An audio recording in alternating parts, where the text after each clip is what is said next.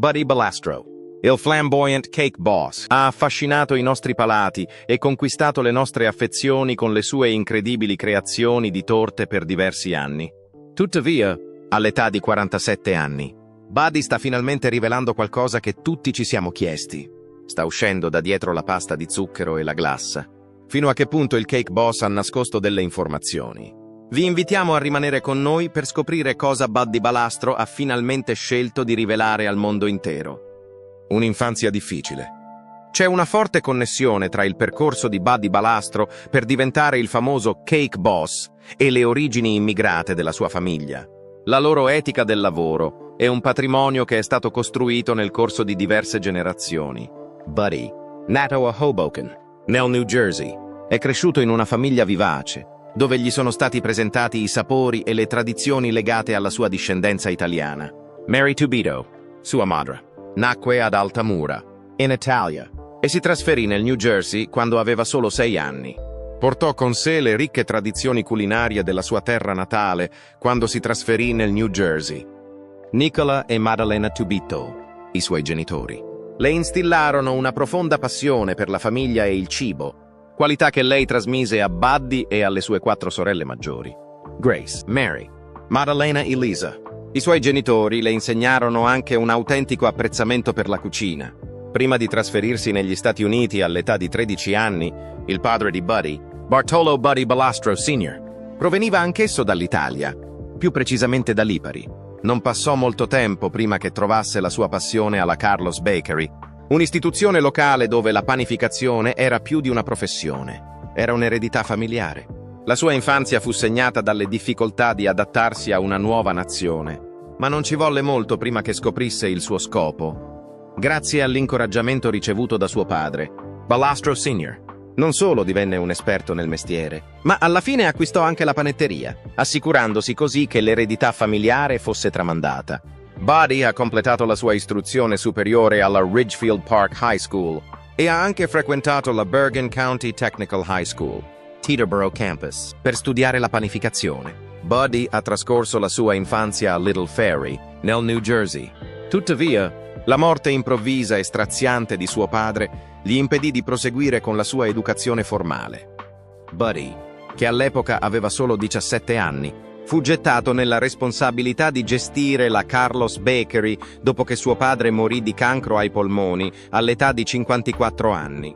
Solo 3 mesi dopo che la panetteria Carlos Bakery era stata diagnosticata con la malattia. In un'imprevista svolta degli eventi, Buddy ricevette il compito di gestire la panetteria, che era stata una presenza costante nella programmazione della famiglia Balastro. Il lavoro era qualcosa con cui Buddy non era estraneo. Fu quando aveva solo 11 anni che iniziò a lavorare alla Carlos Bakery, dove inizialmente era responsabile delle pulizie. Aveva già cominciato a progettare torte quando aveva 15 anni, perfezionando le abilità che alla fine sarebbero diventate la caratteristica della sua vita professionale. Tuttavia, dopo la morte di suo padre, la posta in gioco era più alta che mai. Poiché Buddy voleva dedicare tutta la sua attenzione all'azienda di famiglia, decise di lasciare la scuola superiore e lavorare 6 giorni alla settimana per un totale di 18 ore. Sebbene Buddy fosse sotto una pressione enorme, rimase fermo nel suo impegno a non deludere la sua famiglia. Fu un giorno che prese una decisione. Secondo quanto ha dichiarato a CNBC, non falliremo, indipendentemente da ciò che accadrà. Non importa quanto dovrò lavorare. Una cosa è certa, sarò sempre la prima persona a entrare al mattino e l'ultima a partire. I primi anni furono una prova del suo carattere. Buddy si trovò a fronteggiare una forte concorrenza da altre panetterie, oltre alla mancanza di fiducia da parte dei dipendenti che dubitavano della sua capacità di gestire. Dopo 3 anni di lavoro incessante, finalmente sentì di aver preso il controllo della situazione e guadagnato il rispetto e la fiducia del suo team. Questo fu un risultato significativo per lui. Quando Buddy ripensa a quei giorni difficili, lo fa con un senso di orgoglio e di apprezzamento per i consigli e le fondamenta che suo padre aveva posto per lui. In un commovente post su Instagram che fece per celebrare il compleanno del padre defunto nel 2022, Buddy scrisse: «Sei nei miei pensieri ogni giorno e lo sarai sempre. Puoi essere nel paradiso in questo momento, ma non sarai mai lontano da me». Perdì sua madre a causa della sclerosi laterale amiotrofica nel 2017. I fan di Cake Boss sono ben consapevoli dell'influenza che Mary Balastro, la madre di Buddy Balastro, ha avuto sul programma durante le stagioni che stavano appena iniziando ad andare in onda. Balastro e sua madre fecero il primo annuncio agli spettatori dello show che gli era stata diagnosticata la sclerosi laterale amiotrofica in un episodio della quinta stagione trasmesso per la prima volta il 23 luglio 2012. Nel giugno del 2017 perse la sua battaglia contro la sclerosi laterale amiotrofica. Balastro ha rivelato ai media che gli ultimi 2 anni della vita di sua madre furono estremamente difficili a causa dei profondi cambiamenti nella sua personalità provocati dalla malattia di Lou Gehrig, conosciuta anche come sclerosi laterale amiotrofica. Provava una miscela di conforto e malinconia. Questa condizione ebbe un notevole impatto e lei divenne una persona completamente diversa. Non solo non voglio ricordare com'era negli ultimi 2 anni della sua vita, ma non voglio nemmeno ricordare quel periodo della sua esistenza. Il 27 giugno 2017, Balastro chiuse brevemente tutte le sedi della Carlos Bakery per rendere omaggio a sua madre e all'influenza significativa che ebbe sull'azienda di famiglia. Il giorno successivo, riaprì tutti i negozi. Nel 2010, Remy Gonzalez, cognato di Buddy Balastro e concorrente del programma televisivo Cake Boss su TLC, fu arrestato con l'accusa di comportamenti inappropriati. Furono avanzate numerose accuse gravi, come riportato dal The New Jersey Star-Ledger. Gli eventi si verificarono tra East Hanover e Florham Park tra luglio 2009 e marzo 2010. Il giudice Stuart Minkovitz della Corte Superiore emise la sentenza per Gonzalez dopo che quest'ultimo si dichiarò colpevole il 24 giugno 2010 di 2 accuse di reato aggravato. Oltre a esprimere preoccupazione per gli sforzi di Gonzalez di minimizzare l'impatto del suo comportamento, la Corte non permise a Gonzalez di ritrattare la sua dichiarazione di colpevolezza e il giudice rifiutò di consentire tale possibilità. Prima che Gonzalez possa essere eleggibile per la libertà condizionale, dovrà scontare l'85% della sua pena, che corrisponde a più di 7 anni e 7 mesi. Inoltre, le autorità hanno dichiarato che Gonzalez, che è un immigrato, verrà probabilmente deportato nel suo paese d'origine, il Messico, al termine della sua pena. Gonzalez ha colto l'opportunità per esprimere il suo rammarico per il suo comportamento durante il processo di condanna. Ha dichiarato: «Voglio scusarmi con la vittima. Vi prego di accettare le mie sincere scuse per la sofferenza che ho causato». Per conto di Gonzalez, che era rappresentato dall'avvocato difensore pubblico Lee Gilsonan, Gonzalez ha affermato che il suo precedente avvocato privato, Daniel Kratka, non aveva fornito una corretta spiegazione dei documenti del caso o delle limitazioni relative al monitoraggio e alla libertà condizionale a cui sarebbe stato sottoposto al momento del suo rilascio. Inoltre, ha dichiarato che alcune delle azioni che aveva ammesso di aver compiuto in realtà non erano accadute e ha attribuito la sua dichiarazione di colpevolezza al fatto che era stato sopraffatto da un'emozione che ha offuscato il suo giudizio. Kratka ha dichiarato di aver presentato a Gonzalez i materiali nonostante il fatto che Gonzalez non sembrava essere molto interessato a questi. Secondo lui, Gonzalez aveva fatto pace con la realtà che sarebbe stato deportato, nonostante avesse ammesso di non aver fornito una spiegazione completa dei dettagli della supervisione della libertà condizionale. Gonzalez aveva precedentemente dichiarato che la sua dichiarazione di colpevolezza era stata fatta volontariamente e non c'erano indicazioni di instabilità psichiatrica o di influenza nel giorno della dichiarazione. Il giudice Minkovitz osservò che Gonzalez non contestò nessuno degli atti fino a dopo che avesse già ammesso la colpevolezza. Inoltre, sottolineò che Gonzalez aveva precedentemente negato che altri atti fossero accaduti. Dopo che la richiesta di Gonzalez di ritirare la sua dichiarazione di colpevolezza fu respinta, il giudice Minkovitz continuò con il processo di condanna. Accettò la proposta della procuratrice aggiunta di Morris County, Meg Rodriguez, per una condanna che fosse al massimo dell'intervallo concordato. Nel 2014 fu arrestato per guida sotto effetto di sonnolenza, nonostante la carriera di Balastro sia stata definita, almeno in parte, da atti di filantropia, duro lavoro e il suo amore per la famiglia. Non è riuscito a evitare difficoltà durante la sua carriera.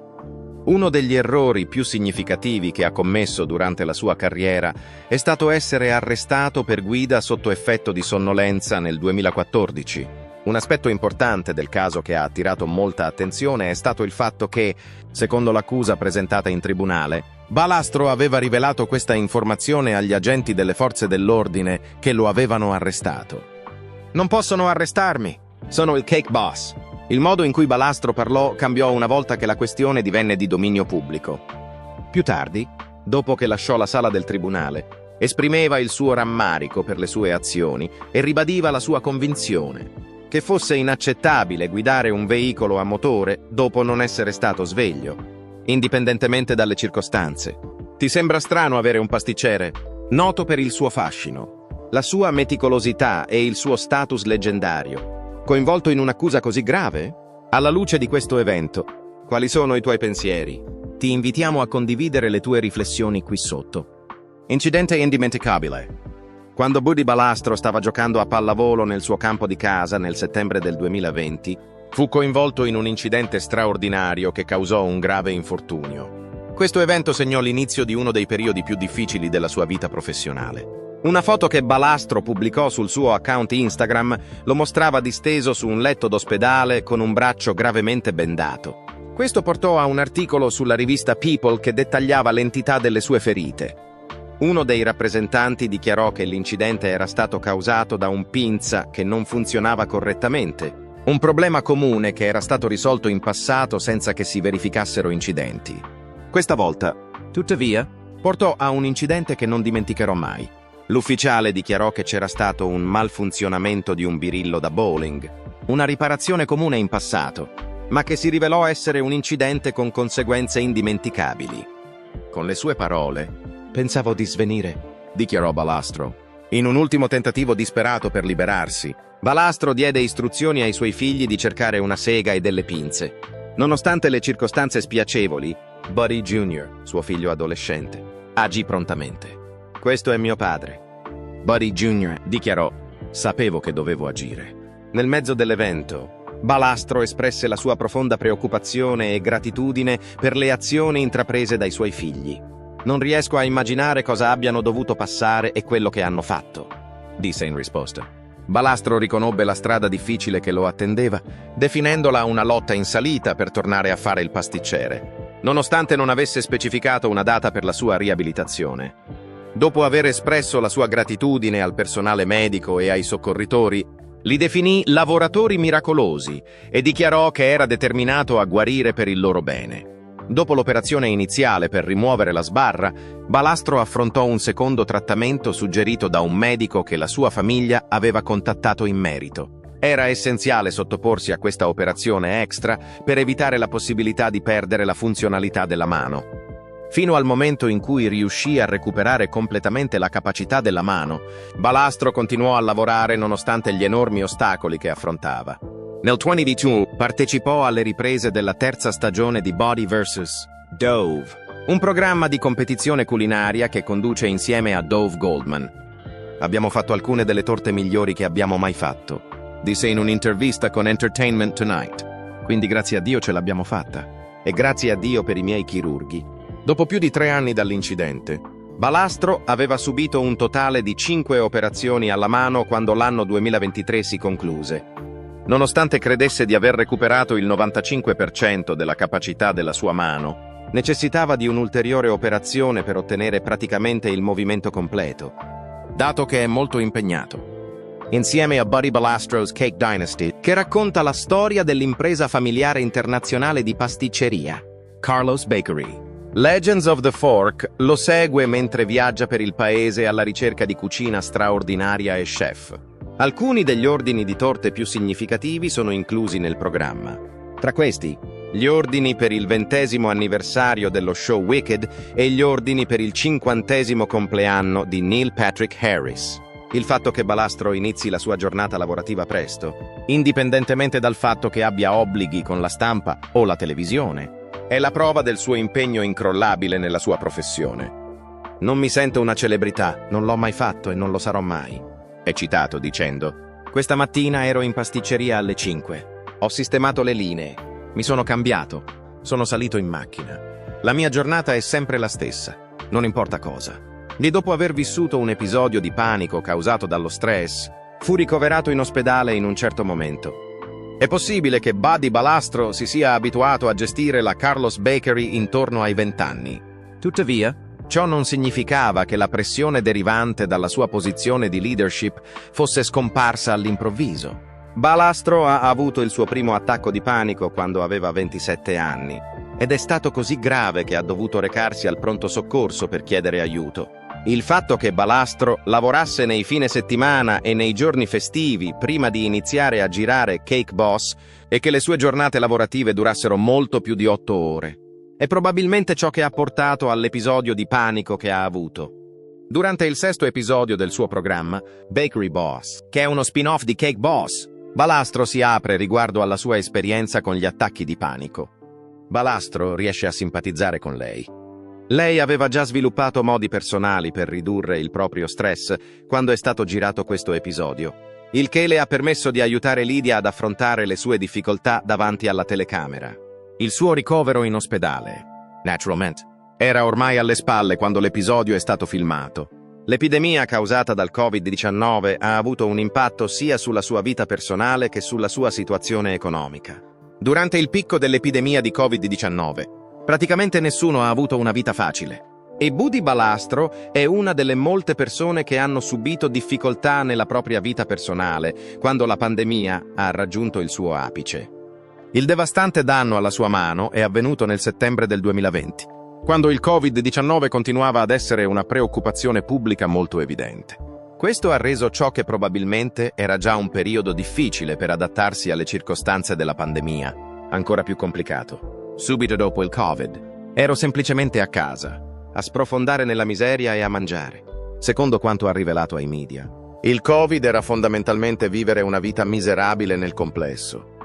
Questo schema alimentare lo ha portato a raggiungere un peso quasi identico al massimo che aveva mai avuto in tutta la sua vita entro marzo del 2022. Nonostante il fatto che prendere peso non sia intrinsecamente indesiderabile, Balastro attribuì ciò al fatto che utilizzava il cibo come una sorta di consolazione per i suoi problemi durante la pandemia. Di conseguenza, prese la decisione di voler apportare un cambiamento. Nel corso dell'anno successivo, perse circa 18 kg.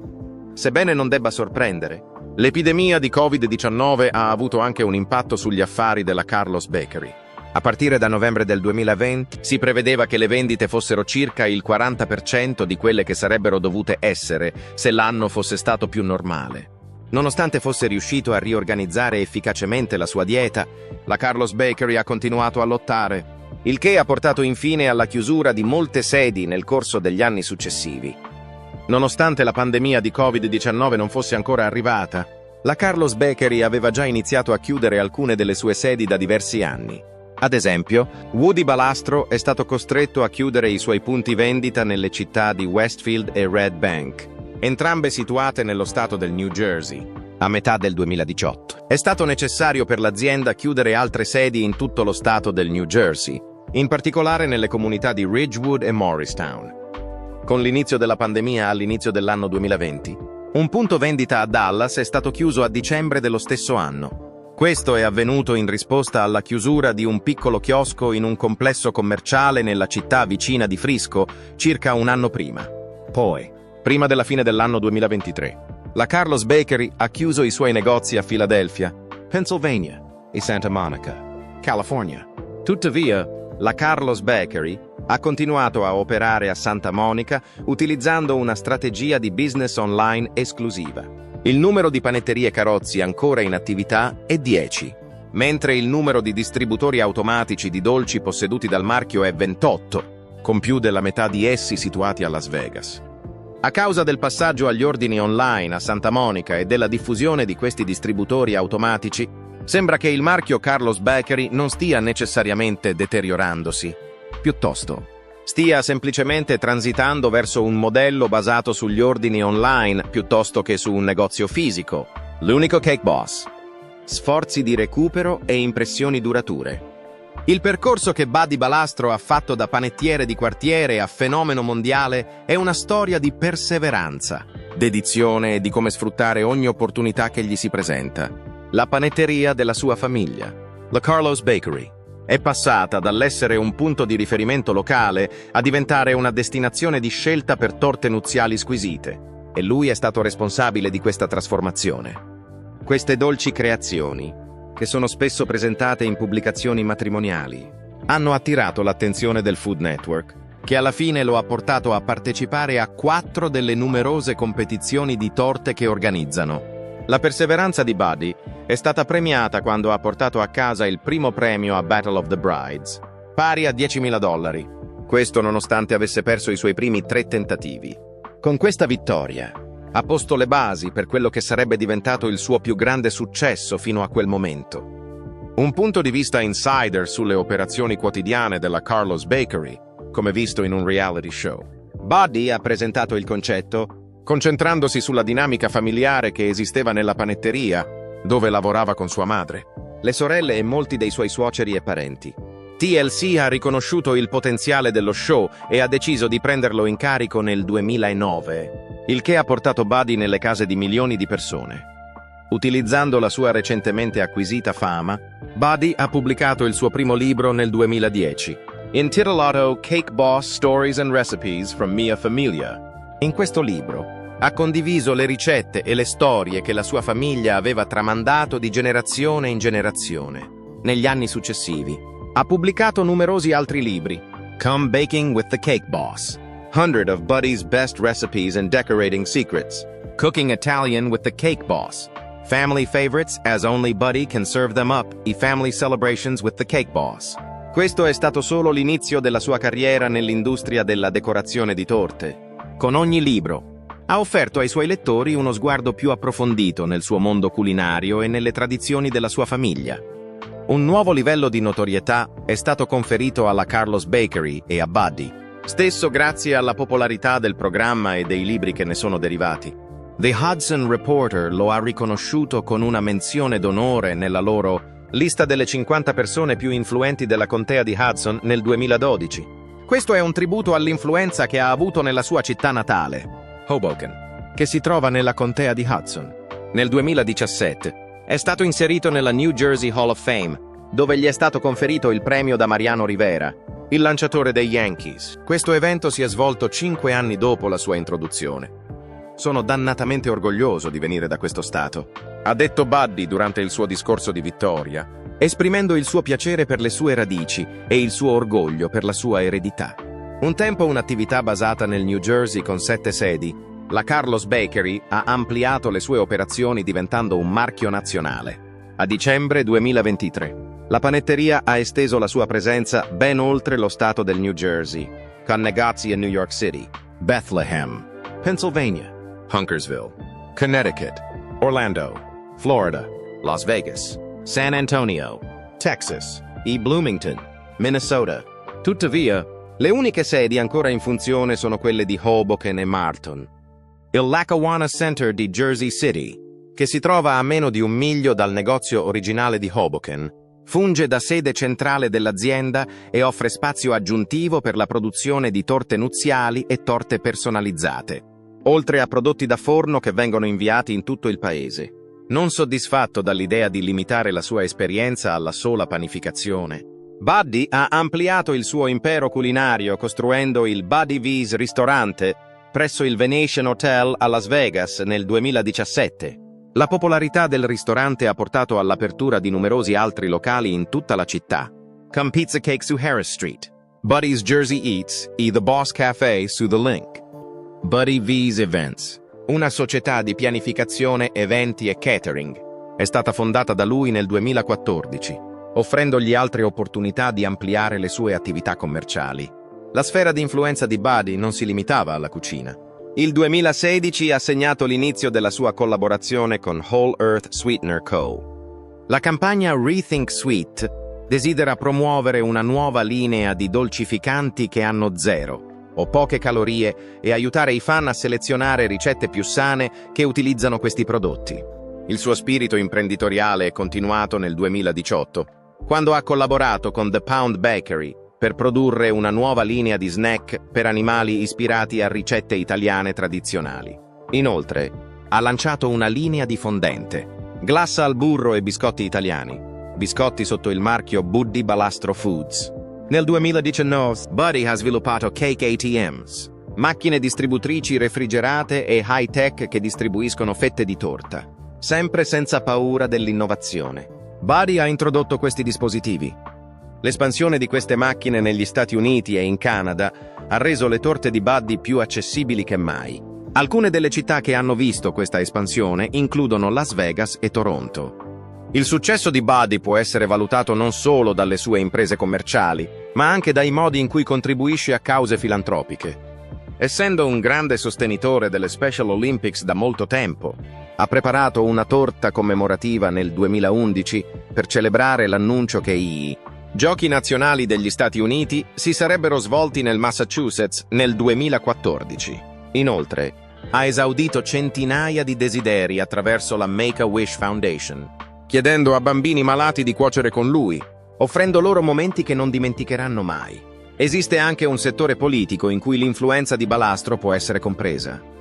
Durante la campagna politica per la rielezione del governatore repubblicano Chris Christie nel 2013, non solo lo ha supportato e fatto campagna per lui, ma ha anche preparato la torta di compleanno di Christie nello stesso anno. Sostenendo la candidatura presidenziale di Christie nel 2016, ha continuato a mostrare il suo sostegno per il candidato. Nel corso della sua carriera, Buddy Balastro ha dimostrato che il successo si ottiene attraverso una combinazione di perseveranza, creatività e un impegno a rimanere fedeli alle proprie radici. Buddy ha lasciato un'impronta indelebile nel mondo della cucina e oltre, che sia attraverso l'espansione della panetteria della sua famiglia in un franchising riconosciuto in tutto il paese, la creazione di nuove attività o il suo contributo filantropico. Arrivando alla fine della nostra analisi del cammino incredibile di Buddy Balastro, che è iniziato con lui, che superava un terribile incidente e finiva con il continuare la sua grande carriera, è chiaramente evidente che la sua tenacia e determinazione sono assolutamente ispiratrici. Buddy Balastro, che ha 47 anni, è stato molto aperto con le sue opinioni, che evidenziano sia le sue difficoltà che le sue vittorie. Questo ci ha dato uno spunto per vedere la persona genuina che si nasconde dietro lo chef famoso. Il percorso che Balastro ha intrapreso è una dimostrazione del potere che può essere acquisito tramite la perseveranza. Come abbiamo visto come la sua determinazione e passione lo abbiano portato attraverso le situazioni più difficili. Amore per la famiglia. Buddy Balastro ed Elisabetta Lisa. Balastro si sono sposati il 14 ottobre 2011. La cerimonia è stata piccola e modesta, con solo amici intimi e familiari presenti. Poiché sono cresciuti nella stessa città italo-americana, nel New Jersey, dove le tradizioni familiari, la cucina e la fede erano aspetti importanti della loro vita quotidiana, la coppia si è conosciuta sin da giovane. Nel corso del tempo, sono riusciti a sviluppare una profonda amicizia grazie al fatto che condividevano un patrimonio culturale e uno stile di vita comune. Dopo essersi sposati, Buddy e Lisa si sono trasferiti a East Hanover, New Jersey, un sobborgo tranquillo. Fu lì che hanno iniziato la loro famiglia e cresciuto i loro 4 figli, Sofia, Bartolo Buddy I, Marco e Carlo. Anche se la famosa azienda di panificazione di Buddy era il punto focale della loro vita familiare, essa era anche piena di momenti semplici ma che sembravano estremamente significativi. Lisa, oltre ad essere una madre devota, ha svolto un ruolo fondamentale nel supportare le attività imprenditoriali del marito. Era particolarmente essenziale nel mantenere l'ordine in casa e nel crescere i loro figli secondo la tradizione italo-americana. Dopo aver vissuto a East Hanover per più di un decennio, la famiglia Balastro si è trasferita a Montville, New Jersey, nel 2014. Montville è una comunità più esclusiva, situata tra le montagne, che offre un'atmosfera serena. Questa zona ha saputo adattarsi al cambiamento dello stile di vita della famiglia Balastro man mano che i loro figli sono cresciuti. Nonostante la nuova casa fosse grande e moderna, essa mantenne comunque un'atmosfera familiare. E Buddy e Lisa preparavano pasti tradizionali per la famiglia. Questi pasti includevano tutto, dalle torte sontuose che tutta la famiglia aiutava a creare, agli spaghetti fatti in casa. Buddy era noto non solo per essere un padre premuroso e un marito amorevole, ma anche per essere una personalità televisiva conosciuta come Cake Boss. Era anche noto per altri ruoli. Secondo coloro che gli sono vicini, Buddy è un uomo di famiglia meraviglioso e, nonostante il suo fitto programma di lavoro, trova sempre il tempo per sua moglie e i suoi figli. Questo nonostante sia un intrattenitore. Durante le festività, l'intera famiglia organizza spesso grandi feste. In queste occasioni, la casa è riempita dai suoni delle risate, dal profumo della cucina italiana e dalle deliziose torte fatte a mano da Buddy. Lisa Valastro, che è la compagna costante di Buddy, sia nella vita professionale che familiare. Condivide regolarmente i momenti quotidiani della loro famiglia sui social media, in particolare nel suo podcast. In questo podcast discute di matrimonio, maternità e della vita dei Valastro dietro le quinte, un aspetto che non tutti vedono in televisione. La storia di Valastro ci ricorda che, nonostante le sfide, la determinazione di andare avanti può portare a clamorosi ritorni. Questo è vero sia quando Valastro torna alla panetteria, sia quando inizia nuovi progetti televisivi da zero. Alla luce del percorso di Buddy Valastro e delle confessioni sincere che ha fatto, quali sono i vostri pensieri? Cosa ne pensate del fatto che continui ad avere un'influenza sul mondo culinario e oltre? Condividete le vostre idee nella sezione commenti qui sotto.